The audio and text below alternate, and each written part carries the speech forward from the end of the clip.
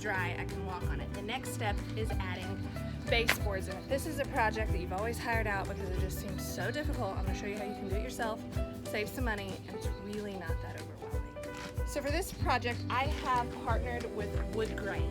They have supplied the amazing doors, and they've also supplied the trim.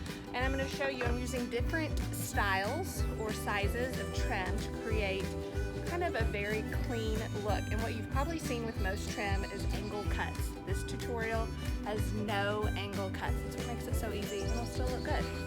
So for the baseboards, I chose pre-primed, because I'm lazy and I don't want to prime it, pre-primed 1x4 boards. What I'm gonna do is I'm gonna make my cuts before I actually paint it. And then once the paint is dry, I'll nail it in, and then I've just got to touch up where the nail holes are at. That's another tip that will make this so easy. Do your painting before you install the trim. So the most important part is measuring. Measure like 3 times or 4 times. I've measured like 5 times before because sometimes I get totally different measurements. You can only make one cut, but you can measure a lot. So that's another tip. So I have measured several times. I know my exact length. So I've got my tape measure hooked to the end. You always want to have the tape measure on a flat, uncut end so that it is actually even.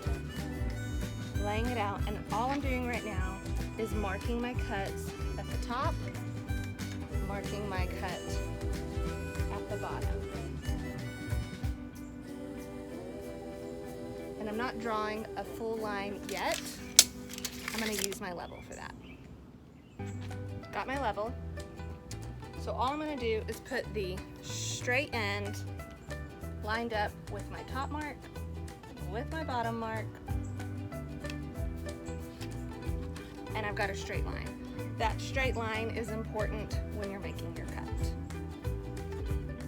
Okay, the saw that I am using is the Ryobi battery-powered circular saw. You could use a lot of different saws. This is just what I have, so I'm gonna make do.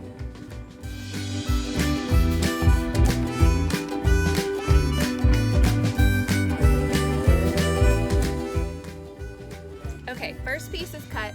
If it is not totally perfect and straight, don't freak out. You don't have to trash this piece. This one is pretty straight, but if it wasn't, we can still fix that before we paint, and I'll show you how. So once you've made your cut, you want to bring the piece inside and do a dry fit, just to make sure that it fits the space and you didn't cut it too short or too long. And you want to do the dry fit even before you paint. So let's see if mine worked.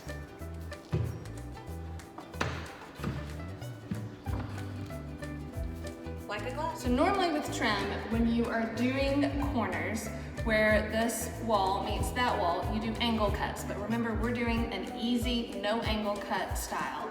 So all you have to do is, once you have this first board that's just dry fit right now, measure this. We've already cut it, and it's so easy. You just butt it up to the first piece. And it doesn't matter if there's a little gap, that's okay, we're gonna fix that later. Another tip, make sure that you put the cut side towards the back, not at the front where it's visible.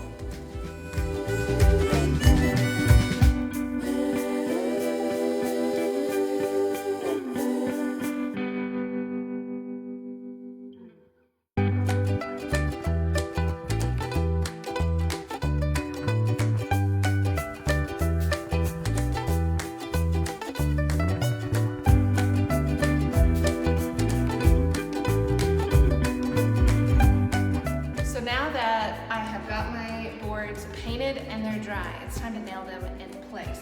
I'm using my Ryobi Airstrike. It actually is battery powered too. It uses the same battery as the circular saw that I was using. So it just pops right in, just like that. So before you do any actual nailing, you need to bring out your level. Put it on top of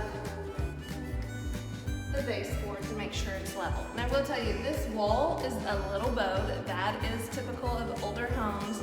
It's okay, we can take care of a small gap that might exist if it's not perfectly straight later on.